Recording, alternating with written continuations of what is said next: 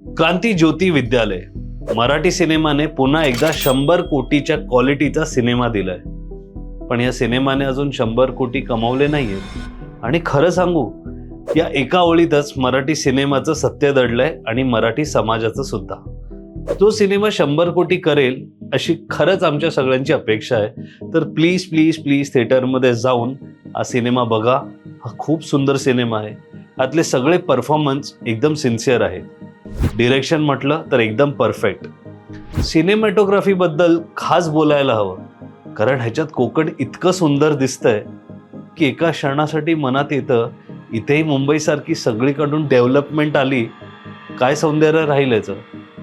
कास्टिंगबद्दल बोलायचं तर प्राजक्ता कोळींनी खूप ऑनेस्ट काम केलंय. सिद्धार्थ चांदेकर डूड एकदम सॉलिड ॲक्टर आहे. कादंबरी कदम, क्षिती जोग, पुष्कर चिरपुटकर, हरीश दुघाडे हे सगळ्याच कलाकारांनी खूप कमाल काम केलंय. सचिन खेडेकर तर लेजेंडरी ॲक्टर आहेत. ते कोणत्याही भूमिकेत फिट बसतात आणि त्यांच्याबद्दल सांगण्याची गरज नाही. पण विशेष उल्लेख करायचा म्हटला ना तर कुठेही आरडाओरडा न करता, मेलोड्रामा न करता अमय वाघ. थिएटरमध्ये सिनेमा बघताना अजून एक खूप महत्त्वाची गोष्ट घडली बरं का. जेव्हा सिनेमात मराठी भाषा वाचवण्याचा मुद्दा येतो ना, तेव्हा पूर्ण थिएटर एकदम इमोशनल होतं. आपल्यालाच आपल्या मराठी भाषेची लाज वाटते. तो सायलेन्सही आपल्याला ऐकू येतो आणि लोकांच्या डोळ्यात जे पाणी येतं ना, ते फेक नव्हतं.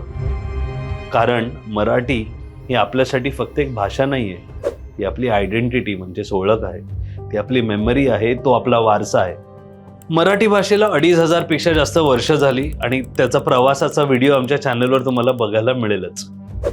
2500 वर्ष असलेली ही मराठी संतांची भाषा. पण त्याहून मोठं एक सत्य माहिती आहे, या बदलत्या काळात आपण या काही गोष्टी आता स्वीकारायला हव्यात. आपल्याला एक्सेप्टन्स हवा. मराठी भाषा तर बदलतच गेली आहे, पण मग आपण बदललंय का? आपण बदलायला का घाबरतो?